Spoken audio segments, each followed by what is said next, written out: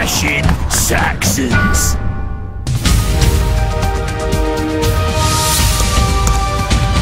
Hello and welcome to the news at When, the Saxon era, when Britain was being shaped by invaders from mainland Europe. To find out more, we go over now to Bob Hale with the Anglo-Saxon report. Bob.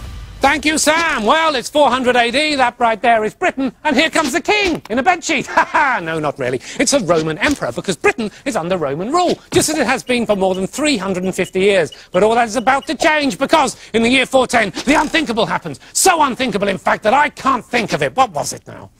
Ooh. Oh, I know. The Roman Empire crumbles, and the Romans leave Britain with the immortal line, "Don't forget to put the cat out." Something like that. And that's when the problems really start. With the Romans gone, the Picts from up in Scotland decide to invade England. So the king of the Britons, Vortigern, hires a load of warriors from Denmark and Germany, places over there, to help him fight off the Picts. And amongst these warriors are two chaps called Hengist and Horsa, who decided they liked Britain so much, they'd quite like to keep some of it. Luckily, Hengist has a very beautiful daughter. So in one of the weirdest deals in the whole of history, he offers King Vortigern his daughter's hand in marriage in return for Kent. Yep, Kent.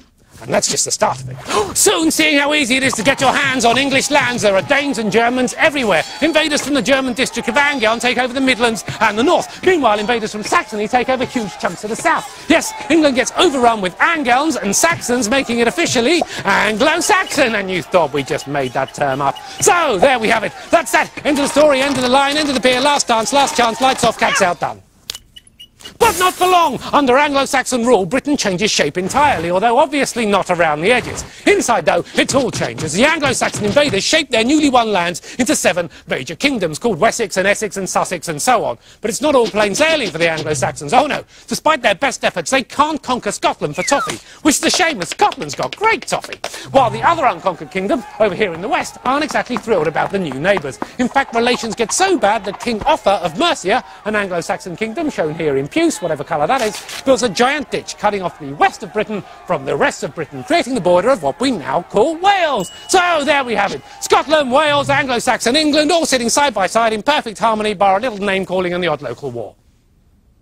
But not for long. Yes, it's 865 and lock up your monasteries, because here come the Vikings. In no time, they take over every major Anglo-Saxon kingdom except for this one, Wessex, home of Alfred the Great, who clearly has a high opinion of himself. And for good reason, because Alfie and his family actually managed to hold back the Vikings.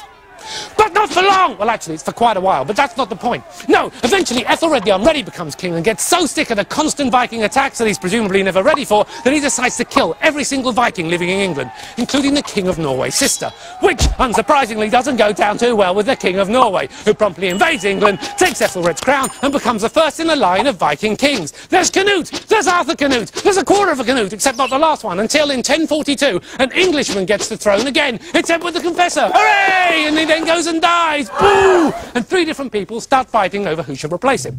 There's an Englishman, a Norman, and a Viking, which sounds like the start of a joke, but it really isn't. Especially for the Englishman, Harold Godwinson, who takes the crown and is immediately set upon by the other 2. And while he's busy fighting off the Viking one, up here, the Norman one, a certain William the Conqueror, attacks down there. Yes, it's 1066, the Battle of Hastings, which signals not only the end of Harold, but also the end of the Anglo-Saxon England altogether. The end of the pier show, the end of the line, the end of the road, the end of the world we know it. And unless I calm down seriously in the next few seconds, it might well be the end of dear old Bob T. Oh, it's too late! Ah! Ugh. My mistake. It's just heartburn. It's just heartburn. Back to you, Sam.